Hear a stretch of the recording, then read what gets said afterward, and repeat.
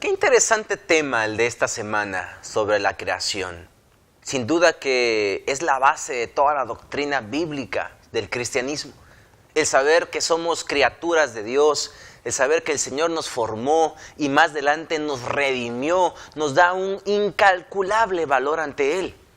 Y la Biblia declara muchas cosas al respecto de la creación. Por ejemplo, en el Salmo capítulo 33, versículos 6 y versículos 9 se dice que por la palabra de Jehová fueron creados los cielos y la tierra, todo el ejército de ellos por el aliento de su boca, porque Él dijo y fue hecho, mandó y existió. Y en esta semana en la Escuela Sabática hemos podido repasar esta maravillosa doctrina. Sean todos muy bienvenidos a este su programa de la Escuela Sabática Universitaria. Deseamos que a través de los comentarios podamos ser enriquecidos y pueda nuestra fe fortalecerse en la doctrina bíblica de la creación. Sean todos muy bienvenidos.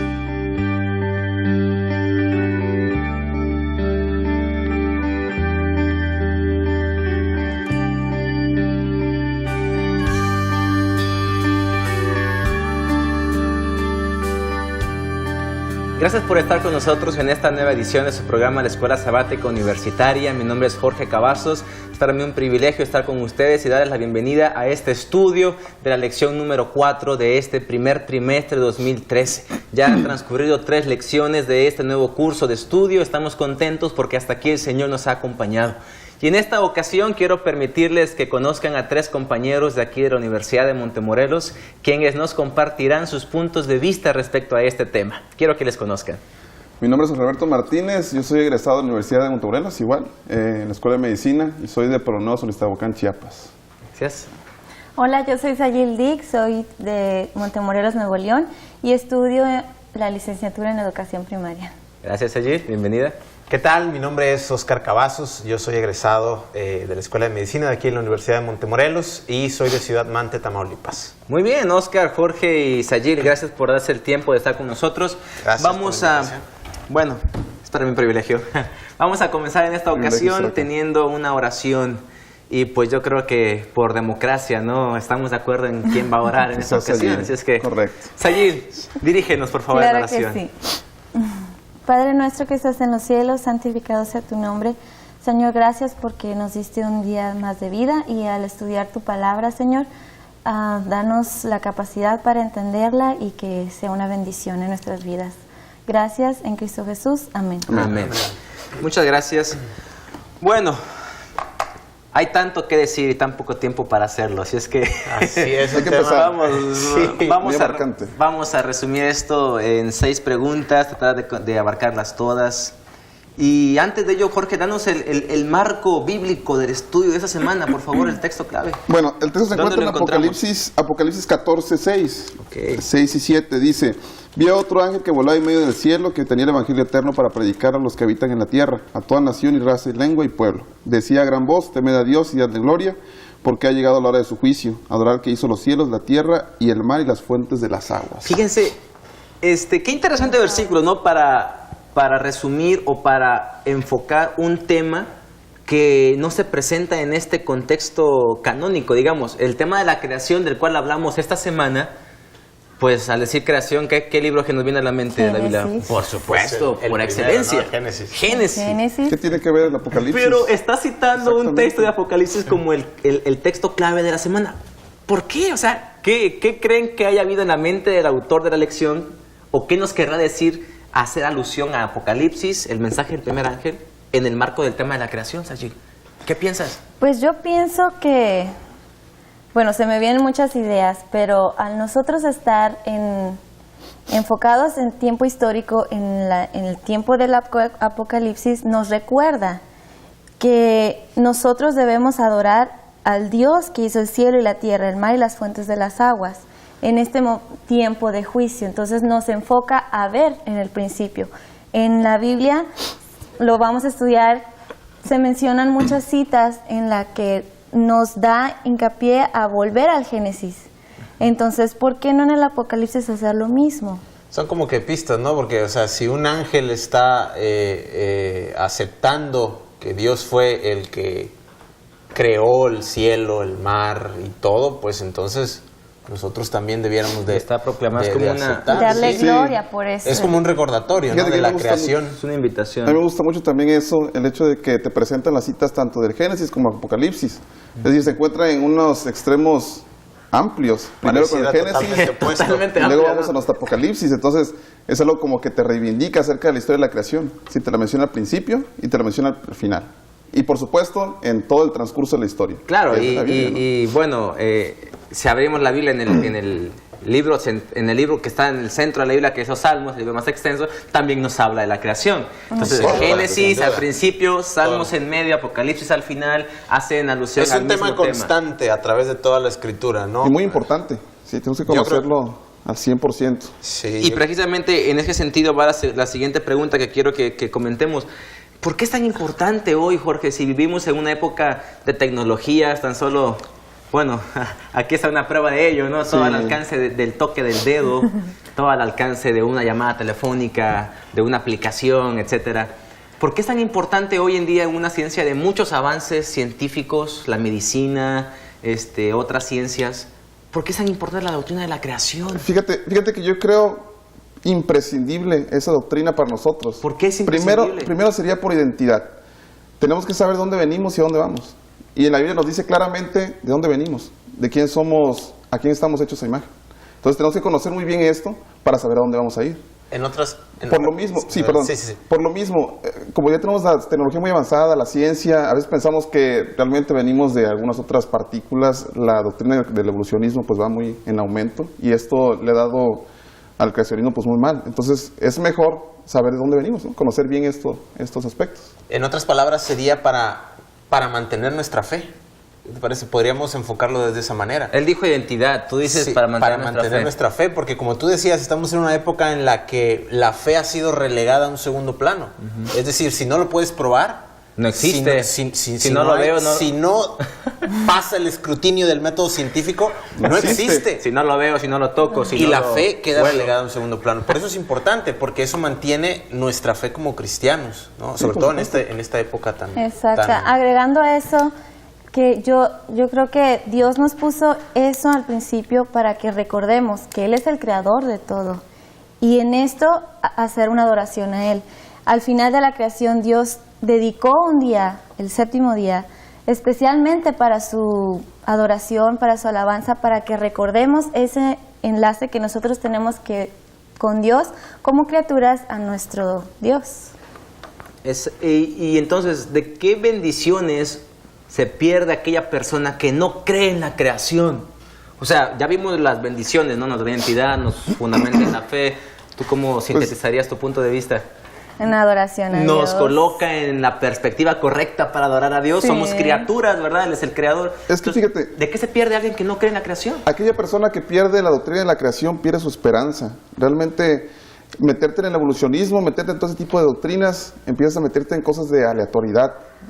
No tienes un propósito en tu vida, tú piensas que todo se hizo Al azar. al azar, entonces es algo muy triste. Ves a la persona que vive No hay un triste, vive sin objetivo. esperanza. Y los cristianos somos diferentes, tenemos una esperanza en nuestro camino, sabemos a dónde vamos. Y debemos convencer a esas personas que no creen en el creacionismo, que sí existe en realidad. Ahora, fíjate, Oscar, ya vimos las bendiciones que la persona que no cree en la creación se pierde. Ahora, ¿cuán importante es que nosotros compartamos este mensaje de la creación, ¿no? Para ellos. Bueno, como decía Jorge hace un momento, y agregando un poco, muchas de estas personas están con ese vacío de no saber o de esa inquietud de pues no sé de dónde vengo, y si no sé de dónde vengo, pues tampoco sé a dónde voy. Y entonces si no no sé a dónde voy, ¿cuál es mi propósito en existir? Por supuesto, el que no sabe, ¿Qué hago? a dónde va, ¿De ya dónde llegó, vienes, ¿no? a dónde vas? El problema. Entonces, Y hay muchos así. Sí. Hay muchas personas hoy en día que están divagando en este mundo, sin sentido.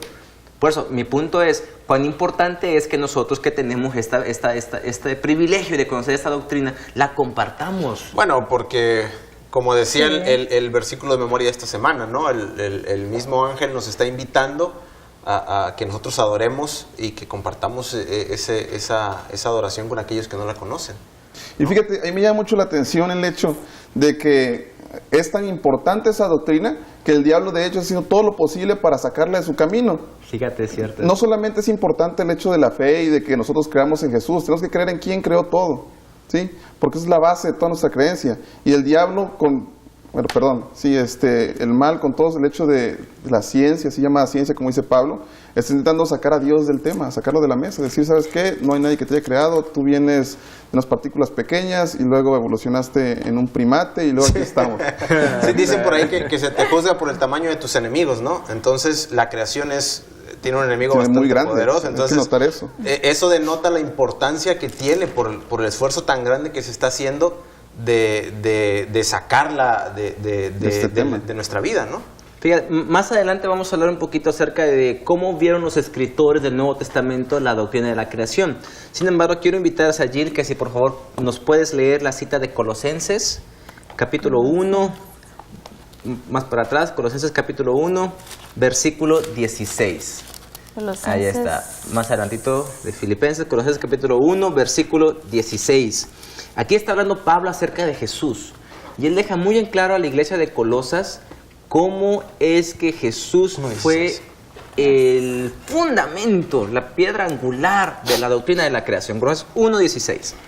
Dice, por él fueron creadas todas las cosas, las que están en los cielos y las que están en la tierra, visibles e invisibles, sean tronos, dominios, principados o autoridades.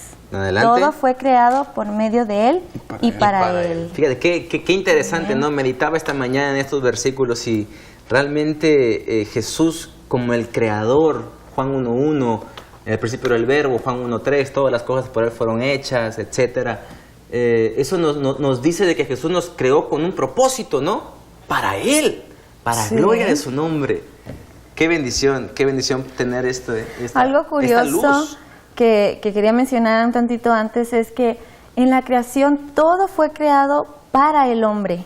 O sea, si te fijas, va en una secuencia en la que primero creó Dios los cielos y la tierra. Claro, la luz, el aire, todo después, lo que iba a necesitar. Después separó las aguas de la tierra, todo para terminar con el hombre. Con la corona de la creación. Exactamente. Y de hecho, fíjate, Sayil, hay algo importante en el versículo 2, y que es lo que menciona ahí la lección. Si se dan cuenta, en la primera parte va cronológicamente, todo principio y al final el hombre. Y en el versículo 2 menciona primero Capítulo al 2. hombre. Capítulo 2, menciona primero al hombre. Dice creó a Dios al hombre y después creó el Edén para ponerlo dentro de él. Y entonces mi pregunta es, no sé si puedo hacer preguntas, Pues, ¿por qué razón las ponen así si sería como contradictorio con el primer capítulo? Si en el primer capítulo será cronológicamente, el segundo habla al revés. O sea, el hecho de que primero fue el hombre y luego el... Bastante Es una buena pregunta. ¿Por qué no vamos a Génesis? Vamos a ver. Vamos a Génesis. Es una buena pregunta. Capítulo 1 y capítulo 2. Vamos a hacer alusión únicamente a estos versículos antes de irnos a una pausa. Y quiero que leamos precisamente lo que dice el versículo 27, Oscar. Claro. Luego, Sayil, nos lees, por favor, el 2 al 3. Capítulo 2. 1 al 3 y Jorge terminas con el 2-4. ¿De acuerdo, Oscar? Muy bien, Génesis 1:27. Y creó Dios al hombre a su imagen, a imagen de Dios lo creó. Hombre y mujer los creó. Adelante, Sayil. Génesis 2, 1 al 3. Así quedaron acabados los cielos y la tierra y su gran contenido. Y acabó Dios en el séptimo día la obra que hizo y reposó en el séptimo día de cuanto había hecho. Entonces Dios bendijo el séptimo día y lo santificó, porque en él reposó de cuanto había hecho en la creación. Adelante, Jorge. Y el 2.4 dice, estos son los orígenes de los cielos y de la tierra cuando fueron creados, cuando Jehová Dios hizo la tierra y los cielos. Qué interesantes versículos. Nos vamos a ir a una pausa, amigos que nos ven. Vamos a regresar en un momento más a comentar cuál es la aparente discrepancia en estos pasajes entre Génesis capítulo 1 y capítulo 2. ¿Realmente hay problemas de conexión entre estos textos o son problemas de aquel que los mira desde otra perspectiva que no es la perspectiva bíblica? Enseguida regresamos.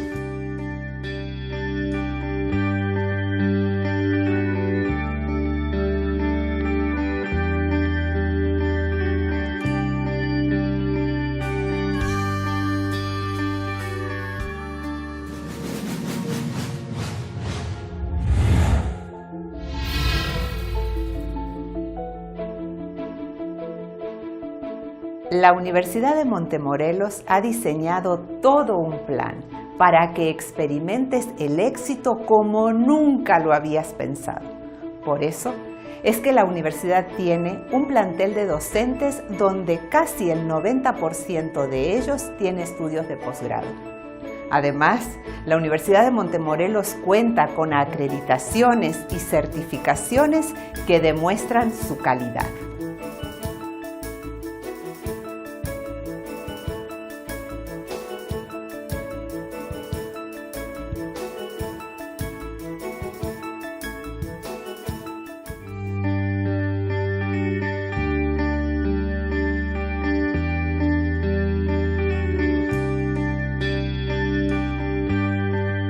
Gracias por continuar con nosotros aquí en esta cuarta lección de la Escuela Sabática Universitaria. Nos fuimos a un corte con la siguiente pregunta. Muchachos, aquí en la mesa, muchos eruditos han argumentado que en Génesis 1 y Génesis 2 hay muchas discrepancias, hay muchos errores, que el texto no es certero, que Moisés se contradice a sí mismo, etcétera.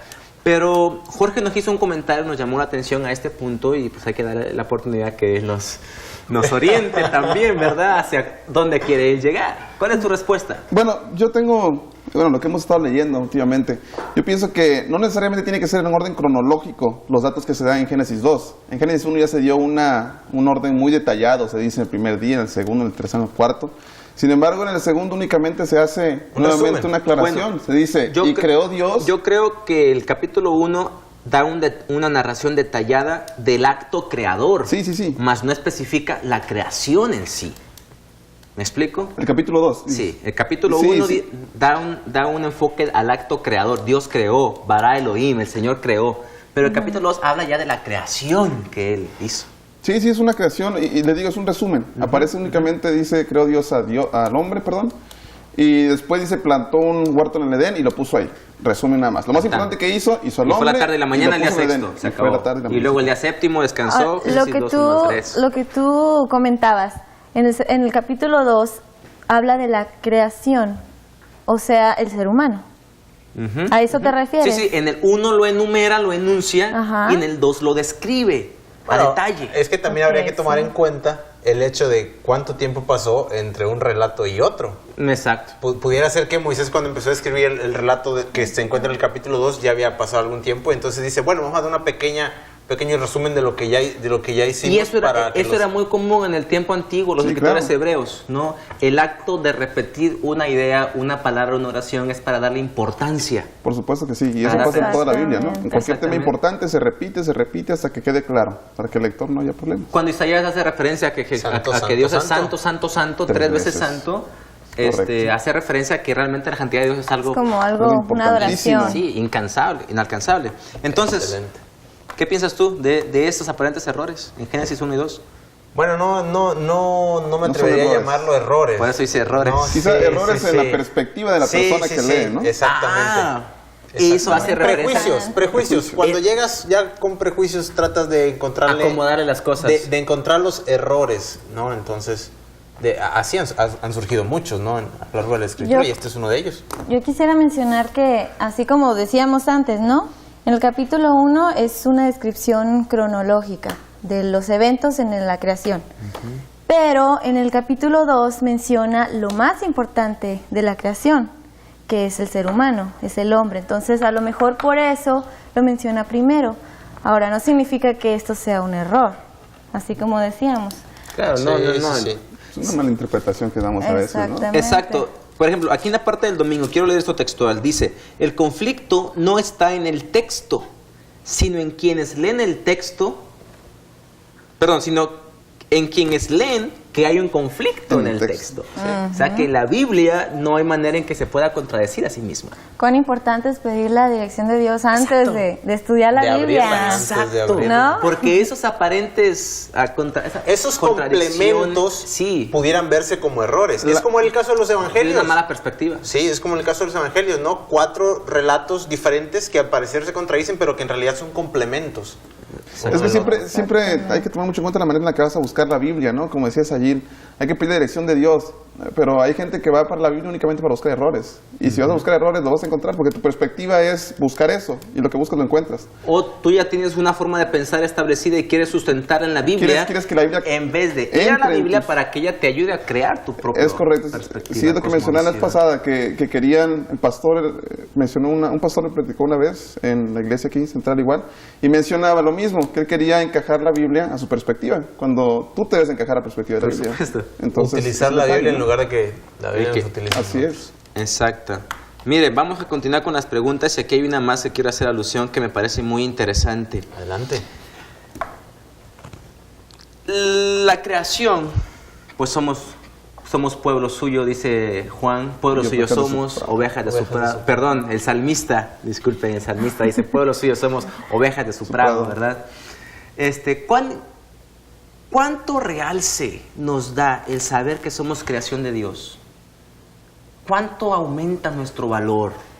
¿O en qué nos beneficia el saber que somos criaturas de Dios? Fíjate que es muy importante eso. Yo estaba leyendo hace poco que en el siglo II se decía también que las personas fueron creadas espirituales y que por alguna razón pecaron, y a partir de ese pecado se creó la humanidad como una cárcel, por así decirlo, ¿no? Que toda la estructura física era para corroborar con la Platón, dualidad ¿no? platónica, por Entonces supuesto. decían que eso era, que todo es algo pecaminoso el cuerpo. Entonces, si es algo pecaminoso, yo no lo respeto. Yo no hago nada por tratar bien a mi cuerpo, por la creación de Dios. Al fin y al cabo es un resultado del pecado. Entonces tenemos que cambiar esa idea. Si cambiamos la idea de que Dios, como lo dice en toda la Biblia, de que Él tuvo la idea al principio de crear bien el universo, de crear algo físico, para después ponernos en Él y para glorificarse en ese universo, en esa creación, entonces tenemos una buena idea. Entonces empezamos a cuidar su creación, empezamos a cuidarnos a nosotros mismos. ¿Qué te dice a ti el saber que tú eres creación de Dios? ¿Cómo te sientes? Y pues eleva mi autoestima, como no tienes una idea. Uno feliz. Porque se ha escuchado mucho fuera de aquí, ¿no? En otros lugares, el hecho de que pues soy un ser humano y no valgo nada, ¿no? Soy carne de cañón, soy uno más. Pero cuando tú tienes ese trasfondo, ese marco de que Dios te creó, y que Dios nos creó a nosotros como raza humana, y que tuvo todo el cuidado para moldearnos con sus manos, eso de alguna manera te hace sentir bien, ¿no? Por supuesto te da autoestima. No eres uno más de los 7,000 millones. Sí. Entonces, eres especial y único dentro de los 7,000 millones. Del mismo libro de Génesis, disculpa, sí. El mismo libro de Génesis, a imagen de Dios fuimos creados, ¿no? Entonces eso te da mucho valor. Eso te hace pensar que tienes un propósito. También. Tú aquí en la tierra, o sea, Dios al principio creó al hombre con un propósito en la creación. Después del pecado, o sea, nuestro valor se degradó, pero seguimos teniendo un propósito. O sea, como hombres pecadores, Dios nos redimió en la cruz. Entonces somos doblemente creación de Dios y comprados por Él. Doblemente. Entonces eso nos da más valor. Y quiero apuntar a lo que el apóstol Pedro dice en su primera epístola, capítulo 1, versículo 18 al 20, que no fuimos comprados con cosas corruptibles como oro, plata o piedras preciosas, sino con la sangre de Jesús.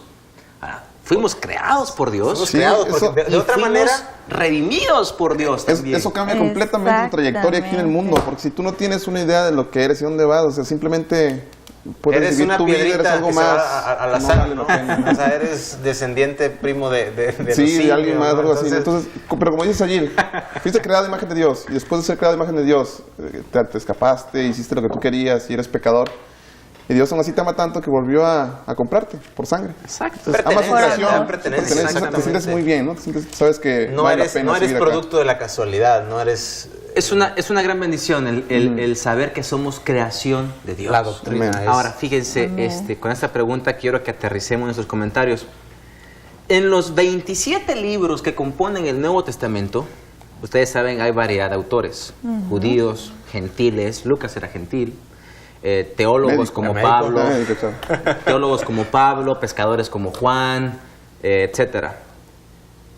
¿Cómo estos escritores bíblicos comprendieron la doctrina de la creación? Yo aquí quisiera que cada uno me leyera o me compartiera algún ejemplo que la lección pudo haber mencionado y vamos a hacerlo de forma breve. Comenzamos con las damas. Muchas gracias. Bueno, Adelante. Damas primero, yo adelante. les quiero comentar leyendo de Juan 1, del 1 al 3, cómo Juan mismo comprendió esto. En el principio existía el Verbo y el Verbo estaba con Dios y el Verbo era Dios. Desde el principio estaba con Dios y todas las cosas fueron hechas por Él y nada de cuanto existe fue hecho sin Él. Me llama la atención que hace Juan alusión al verbo, ¿verdad? Sí. A logos eterno, a la palabra, a Jesús. Jesús específicamente. Y el versículo 3 deja muy en claro, ¿verdad? Sí, todas las cosas Todo. fueron hechas Por por Él Él y para Él. y nada en cuanto existe fue hecho sin Él. Y qué maravillosa forma de Y todas las iniciar, cosas en Él iniciar subsisten. su evangelio, dejando en claro que el creador es Jesús. Es y Él Jesús. nos creó. Oscar. A mí me ¿Qué llamó ejemplo nos mucho la compartes? atención un ejemplo de uno de los grandes teólogos del Nuevo Testamento, de Pablo. ¿Recuerdan aquella ocasión cuando estaba en Atenas y le tocó exponer el Evangelio a estas personas que eran personas racionales, cultas, intelectuales? Racionales, entre comillas, Sí, entre comillas, ¿no? Y entonces él en Hechos, capítulo 17, versículo 24, deja muy en claro la comprensión que él tenía de la doctrina de la creación. Leo del versículo 24. El Dios que hizo el mundo y todo lo que en él hay, hablando de Jehová como creador del cielo y la tierra, que es Señor del cielo y de la tierra, no habita en templos hechos por manos humanas.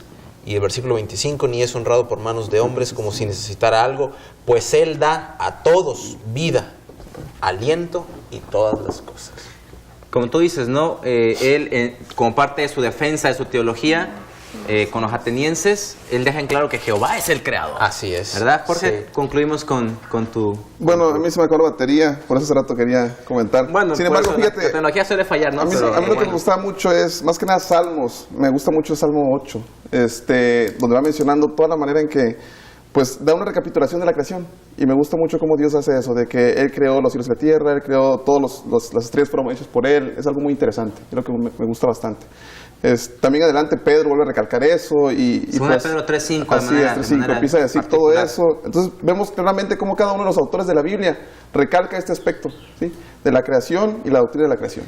Qué maravilloso es este tema. Lamentablemente que nos ha terminado el tiempo de es estar una aquí. lástima. Pero quiero agradecerles, Pero, pues, Jorge, Sayil, No, gracias a ti. Oscar, Gracias. Por la invitación. la oportunidad de compartir con nosotros sus puntos de vista. Y ustedes, amigos, gracias por seguirnos en esta edición de la Escuela Sabática Universitaria. Estamos en pleno trimestre nuevo con un nuevo estudio. Queremos invitarles para que perseveren en el estudio de la Escritura a través de este programa de Escuela Sabática. Les deseamos muchas bendiciones del Señor y que la paz del cielo siempre sea con ustedes. Nos vemos la próxima ocasión. Hasta pronto. So,